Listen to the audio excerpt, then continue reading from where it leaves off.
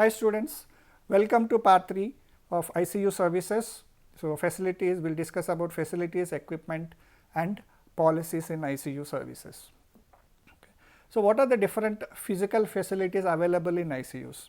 So, different physical like nursing call systems. So, every bed has to have an equipped nursing call system, even though we mentioned like every critically ill patients have to have one nurse per each bed to treat the patient, but still that there should be a nursing call system to call for the nurse in case of any help required or in case of any emergency required. And hand washing fixtures, nursing station where each ICU has a well equipped nursing station where all the nurses can sit and monitor the patients in ICU for the continuous observation or some documentation of the medical records. So, a nursing station has to be available, and the lighting, a well lighting space needs to, environment should be there for the patients within the ICUs. Storage area for storing different equipments or different materials that are required or used in the ICU for providing the care to the patients, and nursing area where certain type of patients are nourished in that area for regular for their diets services. Okay. And isolation rooms where patients who have been attacked with severe communicable diseases and their condition is critical. So, these patients can be put into ICUs who are isolated from the other patients within the ICU and treated for that critical illness. And visitors waiting area where people, the near and dears of the patients admitted into ICUs, have to wait for their turn to go and visit the patient. So, they have to have a waiting area for these visitors. And counseling rooms, so a room where all the updates or condition of the patient is updated by the care providers, the intensivist or the doctors or specialty teams will sit and explain to the near and dears of the patient or even the patient at times in the counseling rooms. And a procedure room, so where any immediate procedures that are required to sustain the life of the patient like intubations and all. So, the patient have to be moved into the procedure rooms or have that procedure room to be utilized for doing such convenient services. Okay.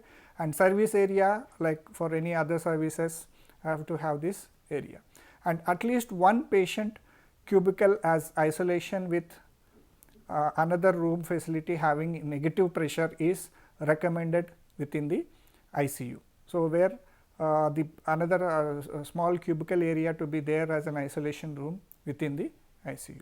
Okay. These are the different physical facilities. Okay. What are the considerations of these ICUs in designing these ICUs? Okay. If ICU is a cubicle based patient room, okay, so if the patient has to be having a privacy, so it is like a cubicle. So, how do we manage or how do we design that? Okay. So, there should be a partition wall which should be seamless and can be easily moved, removed or washable, so that the care can be provided to the patient and the observation can be easy for the nurses. Okay. And this partition can be ACP panel or HPL board or a tuft with a tuft glass, and the height of it should be 0.9 meters for visual access of the patient. So, it should not cover the entire room space right from the floor to the roof. So, it has to be just a 0.9 meters height, so that the nurses can easily see the patient and monitor them. Okay. And this partition should be easily cleanable, and with this whatever the cubicle that is there, it should be easily cleanable, and it has to withstand pressure. The partitions have to withstand pressure from 10 degrees to 250 degrees Celsius, and humidity range from 25% to 65% of relative humidity. So, they have to maintain all this because ICU has a different climatic conditions with low air conditioned and different HVAC systems will be involved. So, the partition have to withstand these climatic conditions, and also there should be curtain trackers to provide some privacy to the patients. Like every patient bed has to have this curtain trackers where the curtain trackers can be covered as and when required or removed when the patient needs to be closely observed. Okay. And the outside environment has to be visible to the through a window for the patient, so that they will not feel that they are enclosed within a room, or they do not feel that suffocation or something, so that they can have outside view and have the chance for viewing the outside climate. Okay. And if you see, this is an image of ICU with having different beds, and you can see the lot of space between two beds and different equipments around the beds, and you can also see the curtain trackers on the roof attached hanging. So, where the curtains can be closed or removed depending upon the need. And you can see also in the below image how the equipment is mounted on a wall for different air gas systems and the bed in close proximity. Okay. And what are the different equipments required in ICU? So, different equipments, like as we have seen in the images, so there is a medical gases fixtures, so which will be wall mounted. Depending upon the requirement, the different gases can be given as a part of ventilation service for the patient. And also there should be ventilators to induce mechanical ventilation for the patients who have difficulty in breathing. So, these ventilators help in providing the ventilation to the patient, and different suction apparatus, monitors and defibrillators to in case of emergency conditions or heart failure. So, these defibrillators are used, and infusion pumps to induce medicines in a particular micrograms or a particular rate of flow. So, these infusion pumps are required, and a crash cart which has all the required medicines, all critical emergency required medicines put into the crash cart and can be used when it is required. Okay. Now, staffing. So, how the staffing, what are the different human resources that will be placed in the ICUs. So, medical staff, all the intensivist or critical care specialties or internal medicine specialists will be put into ICUs for the providing care. So, senior residents, at least one around the clock should be available, and the junior residents at least one resident per shift, and support from clinical specialties depending upon the hospital function. So, this intensivist should be there, one at least a senior one at least around the clock, and every junior resident per shift, and other clinicians from the support team should be available. Now, coming on to the nursing staff, as we already discussed, like there should be one nurse to one patient where the patients are on ventilators. Okay.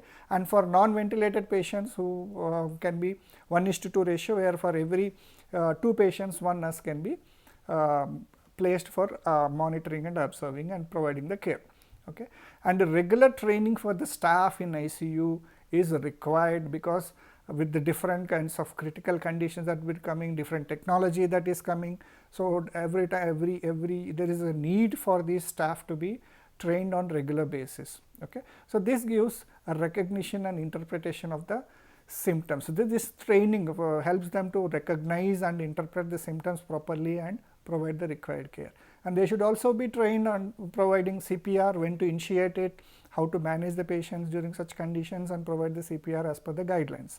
And also safe use of emergency medications. So, any different critical medicines with different chemical compounds, how to use them, they should be guided on those terms, and they should be knowledgeable in using those such kind of critical medications. And also counseling of patients and family members. So, they should be knowing what is the condition of the patient, what can be the probable outcomes, and what can be expected with the treatment, what would be the probable treatment. All these counseling has to be done for the patients and also the family members. Okay. And what are the different policies? So, policies and processes have to be strictly adhered in ICUs, because the patient's outcomes are unpredictable, because critical conditions, the patient outcome can be a positive thing or a negative thing. So, all these policies have to be strictly adhered. Okay. And admission and discharge criteria has to be followed. Not every patient needs to be admitted in ICU, only critical care patients who require that critical care to be placed, and discharge should be done only for patients who are out of the danger zone and can sustain their life when they are moved to a different care areas or directly discharged to home. Okay. And patient, when to initiate CPRs, how to handle those CPR policies, how to be implemented within the ICU. And they should also know what are the different vulnerable patients, what are the different risks that are there for the patients within the ICUs, like any fall risk for patients. All these have to be strictly adhered and followed. And very sick patients who are not able to move out of the bed, so pressure ulcers are the opportunistic conditions that would arise. So, these have to be monitored for each patient, and if any pressure ulcer is there, it has to be noted down about the characteristic of each ulcer, and the daily notes have to be tackled down along with their medical treatment. Okay.